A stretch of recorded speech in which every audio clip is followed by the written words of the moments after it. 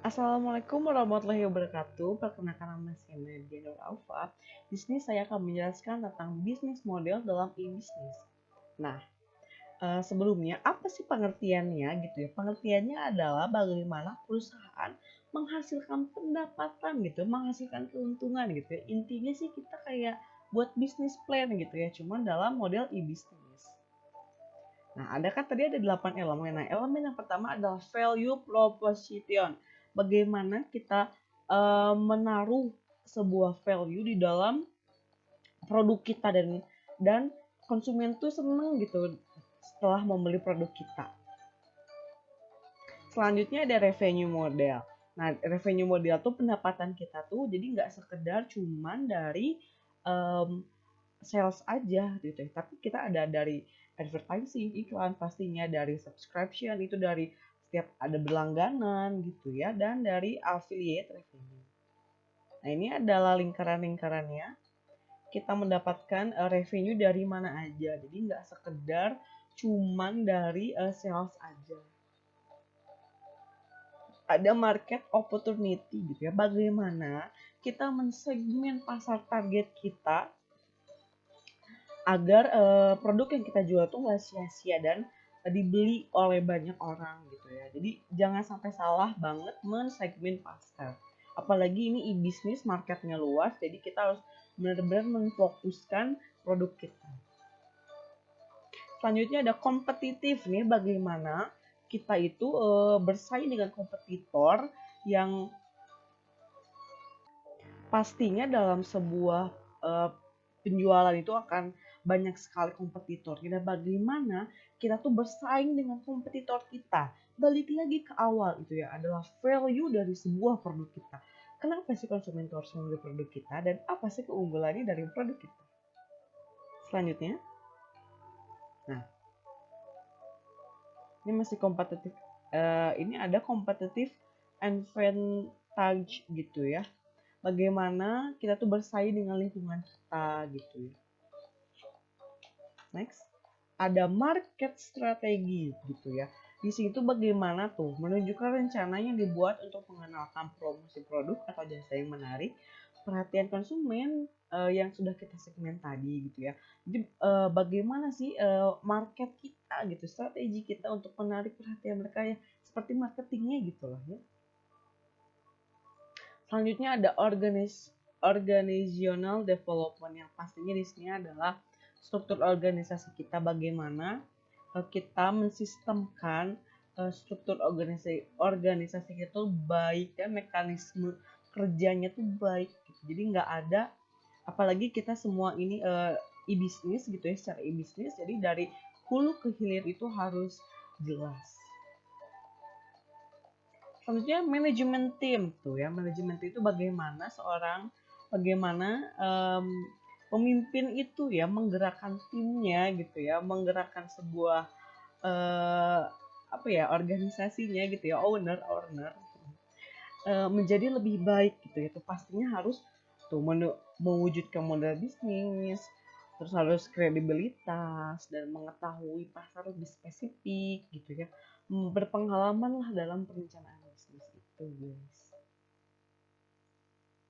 Nah ini ada selanjutnya, kita masuk ke B2C business model gitu ya. B2C business model itu ada e-tailing, ada community provider, ada content provider, ada portal juga gitu ya. Ada broker, ada market creator, ada service provider. Nah, apa sih itu semua ya? Langsung kita bahas.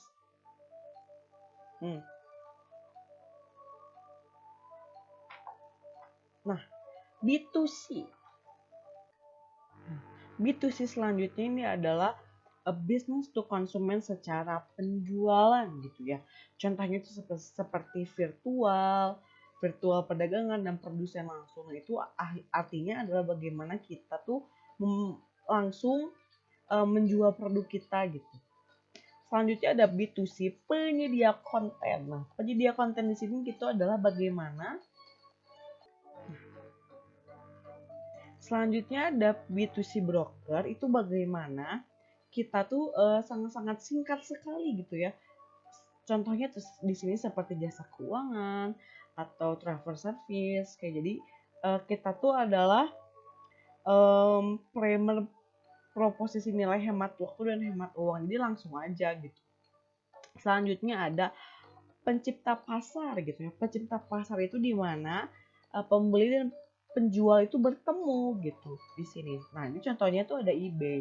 Contoh yang lainnya tuh seperti Shopee yang kayak gitulah ya. Selanjutnya ada penyedia komunitas. Nah, di sini tuh bagaimana kita berkomunikasi dengan konsumen kita tuh melalui Facebook, LinkedIn gitu ya, dan seperti Twitter. Jadi komunitas aja. Jadi bagaimana kita menawarkan produk kita atau memarketkan produk kita tuh di komunitas.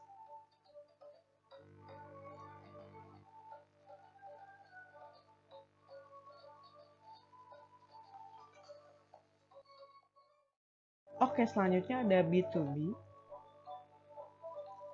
Nah, B2B ini itu adalah bagaimana bisnis to bisnis lah gitu ya, seperti contohnya ada e-distributor, e-procurement, exchange, internal negotiation dan Walmart. Nah, Walmart di sini tuh jadi kayak bekerja sama gitu lah, kayak ini kan private industrial network ya. Jadi Walmart itu bekerja sama dengan pihak ketiga untuk menciptakan sebuah gitu ya, sebuah apa private industrial guys. Oke, selanjutnya ada rantai nilai perusahaan tuh.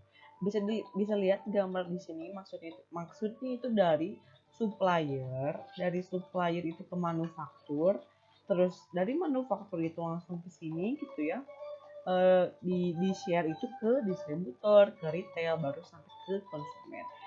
Di sini tuh mengatur kegiatan yang dilakukan pemasok, produsen, pengangkut, distributor, dan pengecer untuk mengelola bahan mentah menjadi produk jasa gitu ya.